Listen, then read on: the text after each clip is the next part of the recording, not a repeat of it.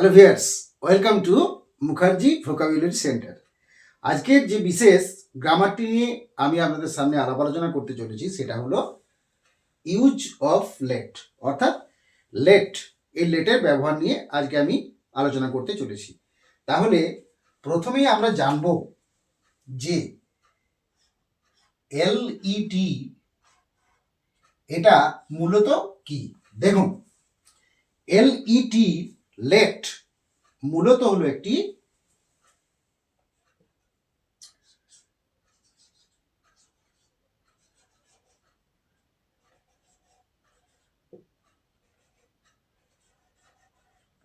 দেখুন LED late মূলত হলো ভার্সা VERSATILE ভার্সাটাইল ভার্ব।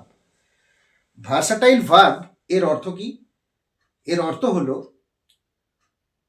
বহুমুখী ক্রিয়া, অর্থাৎ এই লেট নামক ভার্বটি বিভিন্ন অর্থে সেন্টেন্স মেকিং তথা বাক্য গঠনের সময় কিন্তু ব্যবহৃত হয়। আমি এখানে জাস্ট লেট ভার্বটা কিভাবে আমরা ভার্ব বা ক্রিয়াপদ অর্থে ব্যবহার করব, জাস্ট সেই বিষয়টি আমি আপনাদের সামনে উপস্থাপন করছি মাত্র। তাহলে এই লেটকে কিন্তু আমরা বলতে পারি ভার্সাটাইল ভার্ব, একে বলা যেতে পারে। আর কি বলা যেতে পারে? দেখুন, এই লেটকে আবার আমরা বলতে পারি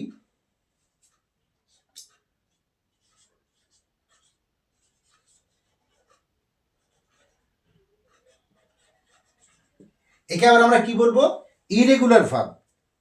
লেট দিয়ে যেহেতু বিষয়টা আমরা আলোচনা করছি, সুতরাং লেট সম্পর্কিত সমস্ত তথ্যটাই কিন্তু আমাদের জেনে রাখা উচিত। তাহলে লেটকে যেমন ভার্সাটাইল ভার্ব বলা হয়, তেমনি লেটকে আবার ইরেগুলার ভার্বও বলা হয়।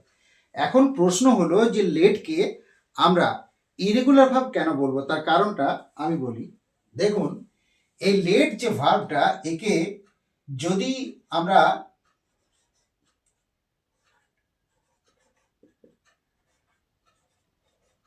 দেখুন আমরা যদি প্রেজেন্টে করি, অর্থাৎ ভার্বে যদি ভাঙি, তাহলে প্রেজেন্ট অর্থাৎ প্রেজেন্টেও কিন্তু লেট হয়। পাস্ট ফর্মে যদি করি তাহলেও কিন্তু লেট হয়। আবার যদি পাস্ট পার্টিসিপল তথা ভার্বের পাস্ট পার্টিসিপল তথা ভিপিপি, বা আমরা V3 বলতে পারি, ভিপিপি বা আমরা অবলিক দিয়ে V3 বলতে পারি, তাহলে লেটকে প্রেজেন্টে করলেও লেট হবে, পাস্টে করলেও লেট হবে। আর ভিপিপি তথা V3 অর্থাৎ ভার্বের থার্ড ফর্ম, আমরা এটাকে এভাবে বলতে পারি যে লেটটা হচ্ছে V1, আবার লেট হলো V2, আবার এই লেট হলো V3। তাহলে V1 ভার্বের ফার্স্ট ফর্মও লেট হবে, ভার্বের সেকেন্ড ফর্মও লেট হবে, এবং থার্ড ফর্মও কিন্তু লেট হবে। অর্থাৎ অ্যাকচুয়ালি কি হবে?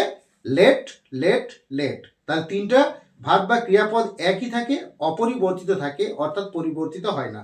তার জন্য এই ভাবটাকে ইরেগুলার ভার্ব হিসেবে আমরা কি করি? উল্লেখ করি। আর এখন ইরেগুলার ভার্বের সঙ্গে যদি আমরা শর্ট ফর্মে লিখছি রেগুলার ভার্ব, রেগুলার ভার্বের কথায় যদি আসি, দেখুন রেগুলার ভার্ব, তাহলে আমরা একটু এই বিষয়টা জেনে নেব যে রেগুলার ভার্ব এটা আবার কি। ইরেগুলার ভার্ব জানলাম যে ভার্ব বা ক্রিয়াপদগুলো কিন্তু কিভাবে পরিবর্তিত হয়।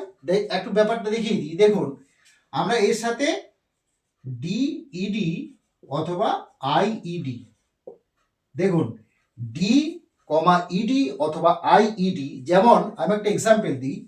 যেমন আমি করলাম CHANG চেঞ্জ, তাহলে চেঞ্জের সঙ্গে পাস্টে বা পাস্ট পার্টিসিপেলে আমি ডি যোগ করব। আবার একটা উদাহরণ দিলাম CARRY ক্যারি, তাহলে পাস্টে করলে কি হবে? CARRIED, অর্থাৎ ওয়াইটা আই হয়ে তার সাথে ইডি যোগ হলো। তাহলে ডি অথবা ইডি অথবা আইইডি যুক্ত করে যে সমস্ত ভার্ব বা ক্রিয়াপদগুলোকে পাস্ট এবং পাস্ট পার্টিসিপলে চেঞ্জ করা হয় সেগুলোকে বলা হচ্ছে রেগুলার ভার্ব। কিন্তু যে ভার্বগুলো তাদের রূপের পরিবর্তন অন্যভাবে হয়, অর্থাৎ ডিইডি বা আইইডি এগুলো ছাড়া অন্যভাবে রূপান্তরিত যেগুলো হয়, যে ভার্বগুলো হয়, সেগুলোকে ইরেগুলার ভার্ব বলা হয়। যেমন আমি এটা বললাম লেট লেট লেট, আবার পুট পুট পুট, আবার টেল টোল টোল্ড, স সি সন, এই স সি সরি স সি সি স সিন, এইভাবে যে ভাগগুলো আমাদের পাল্টে যায়, তাদের রূপগত পরিবর্তন ঘটে যায়, ডিইডি অথবা আইডি এর সাথে যুক্ত হয় না, ঠিক সেই ভাগগুলোকে আমরা বলবো ইরেগুলার ভাগ। আর যেগুলো ডিইডি আইডি যুক্ত করে হয় সেগুলো বলবো রেগুলার ভাগ। এরপর দেখুন, এটা গেল আমাদের লেটের এই ভার্ব বা ক্রিয়াপদ সম্পর্কিত যে তথ্যগুলো। এরপর দেখুন যদি লেটের আমরা সূত্রতে আসি, তাহলে রুল যদি আমরা দেখি যে আমরা লেট দিয়ে কিভাবে সেন্টেন্স মেকিং করবো, তার একটা রুল আছে। সেই রুলটা দেখুন,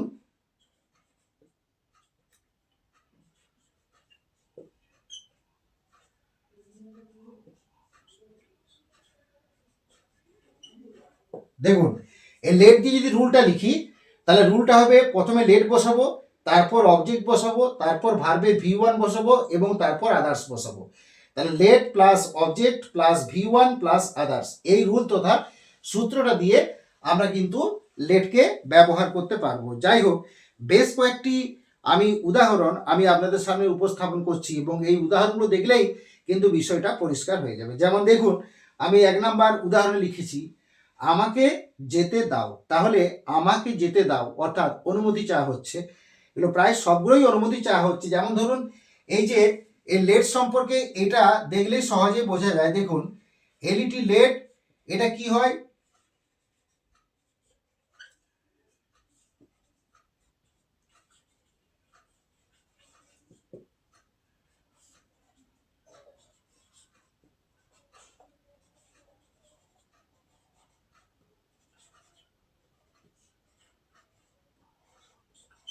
দেখুন এই বিষয়টা দেখলে পরিষ্কার হয়ে যাবে।